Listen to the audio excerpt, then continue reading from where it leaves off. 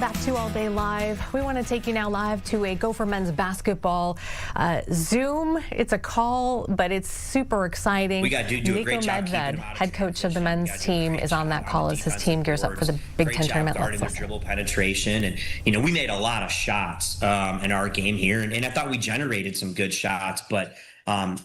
They're going to play hard. They're going to play physical. They'll probably tweak some things defensively, coming into the game. So it'll be a challenge. I mean, we'll have to do everything we can to try to score one more point than they do tomorrow night. Niko, Walters again. I don't know if I'm on or not. You are. You're on, shooter. Okay, good. I was just going to ask, how, going forward with your recruiting, what's that been like for the next season and forward? Yeah, I mean, I think, obviously, we've got the 3 high school commits that we have coming in for sure.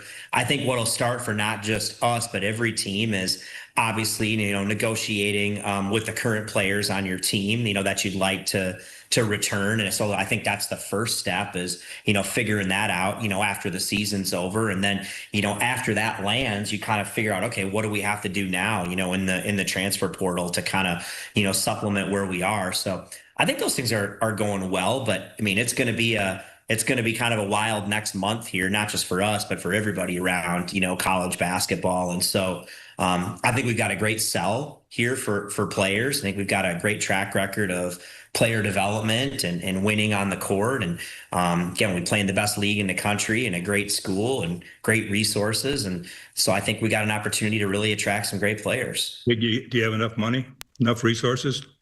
Let's hope. I mean, I think that, like I keep saying, I think we've made it better. I think the administration here is committed to finding a way, to make us really, really competitive.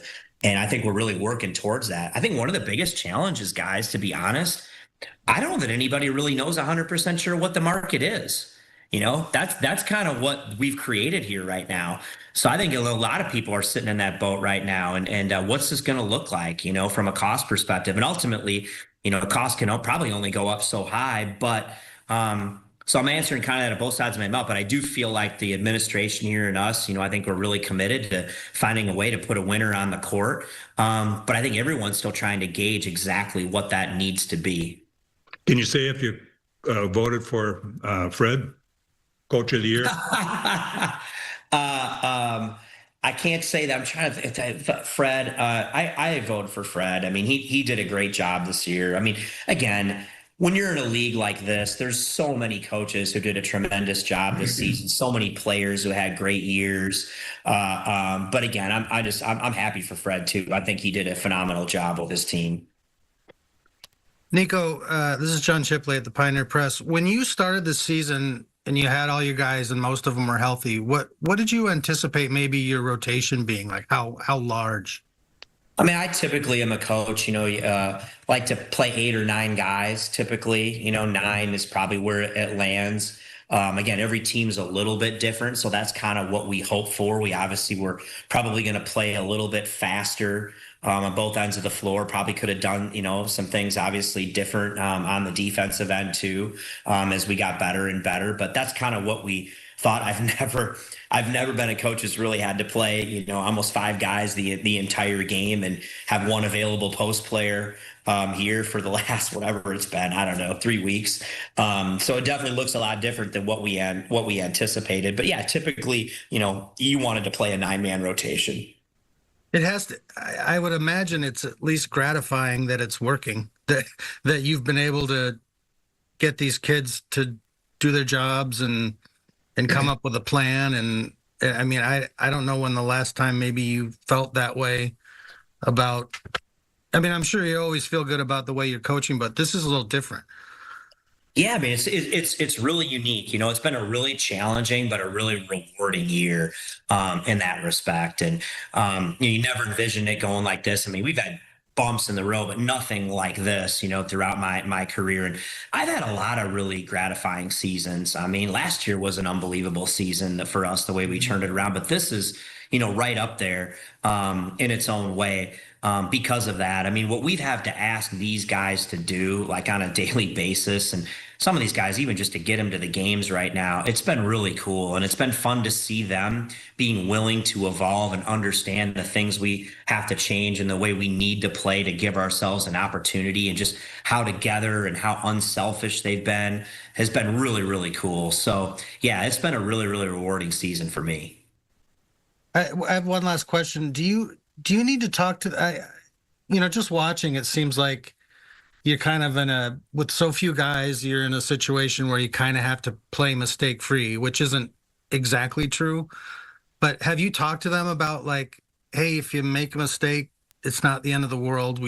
That kind of thing. I don't know what that's like. Well, I don't know that you have to. They know they're not coming out.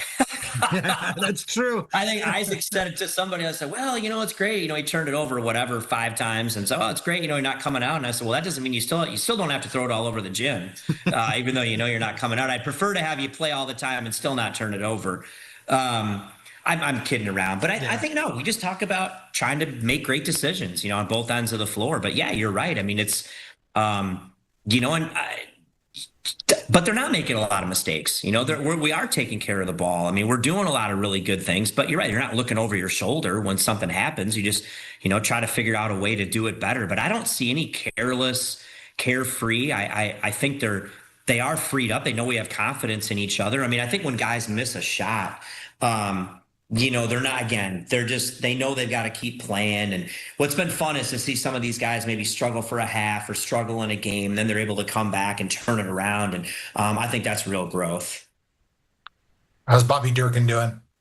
Great. I mean, he's feeling better. I mean, at this point in time, like you said, if anyone's 100%, that they probably haven't played a lot of minutes or whatever, but hopefully he's making some progress here and, be able to get to the game and give it a go. Niko, with all the changes in college basketball, I don't know if the fans truly understand some of the postseason options anymore. What does it take for, a team like the Minnesota Gophers to play in the Crown, to play in the NIT? What are the qualifications for that these days?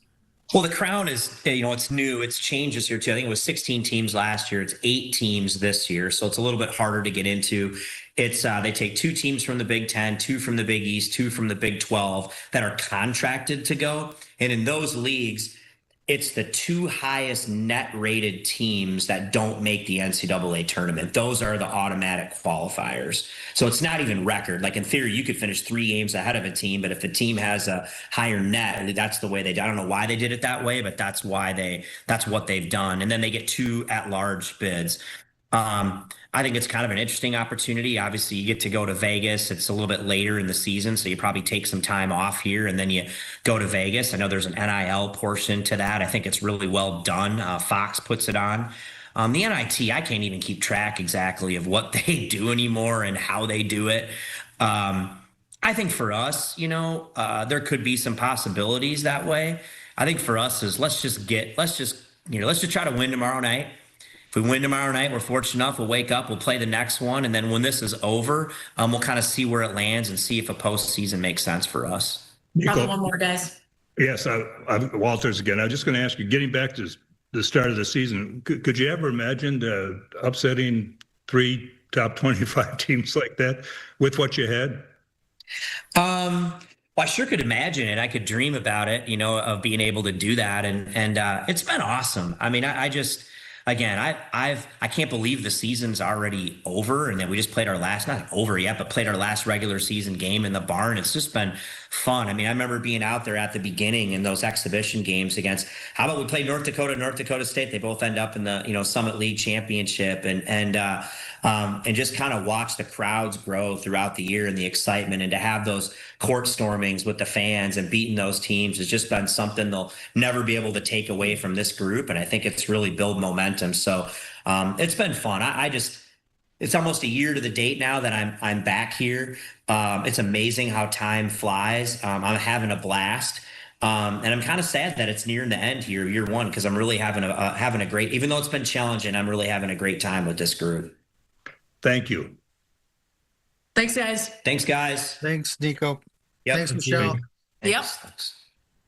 So there he is, Niko Medved. I was just reading an article here from the Coloradan, because that's where he came from. If you're interested in reading this, I hit a paywall, so I can only get so far here. But the headline is how former CSU coach Niko Medved fared in year one at Minnesota, and a season of highs, lows, and injuries, according to the writer Kevin Little here.